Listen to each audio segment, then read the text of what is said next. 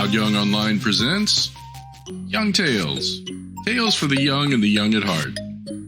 Today's story, The Frog King by the Brothers Grimm. In old times, when wishing was having, there lived a king whose daughters were all beautiful, but the youngest was so beautiful that the sun itself, which has seen so much, was astonished whenever it shone in her face. Close by the king's castle lay a great dark forest, and under an old lime tree in the forest was a fountain. When the day was very warm, the king's child went out into the forest and sat down by the side of the cool fountain. And when she was dull, she took a golden ball and threw it up in the air and caught it. And this ball was her favorite plaything. Now it so happened one day, the king's daughter's golden ball did not fall into the little hand which was holding up for it, but onto the ground and rolled straight into the water. The king's daughter followed it with her eyes, but it vanished, and the well was deep, so deep that the bottom could not be seen. On this she began to cry, and cried louder and louder, and could not be comforted. And as she thus lamented, someone said to her, "What ails you, king's daughter? You weep so that even a stone would show pity."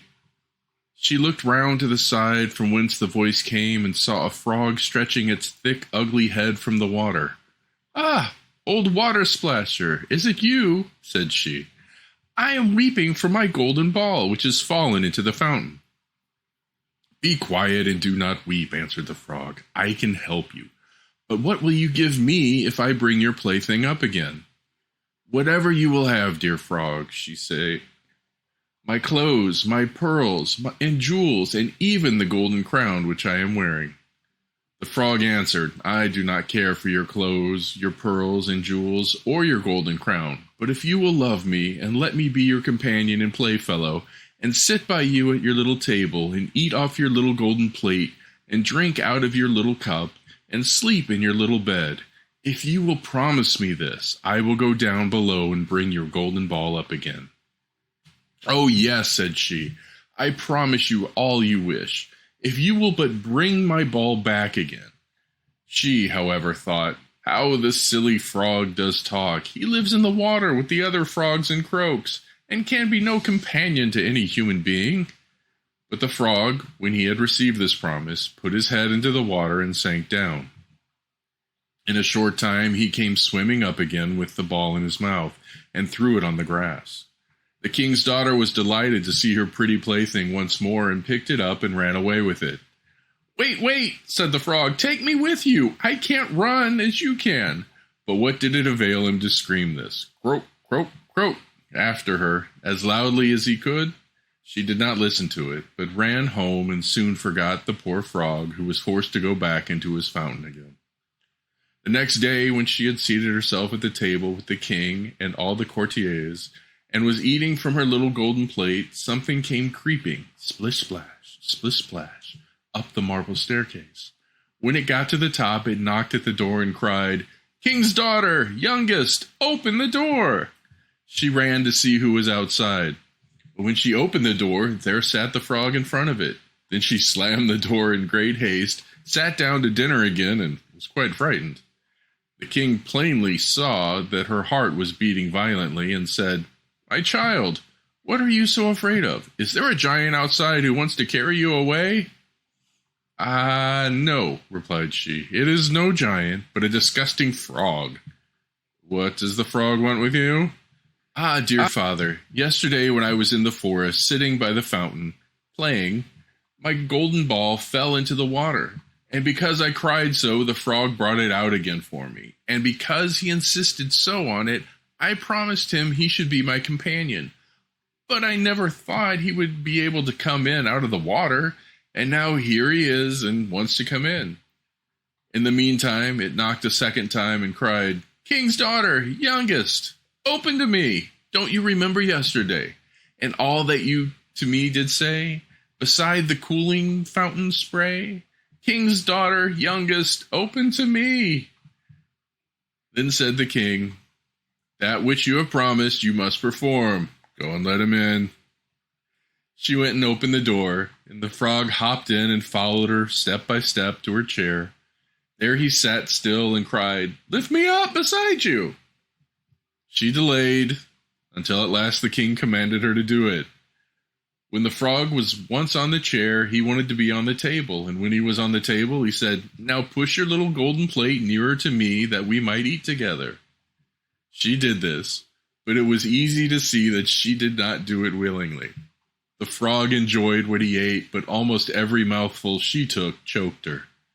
At length he said, "I have eaten and am satisfied. Now I am tired. Carry me into your little room and make your little silken bed ready. We will both lie down and go to sleep." The king's daughter began to cry, for she was afraid of the cold frog, which she did not like to touch, and which was now to sleep in her pretty, clean little bed.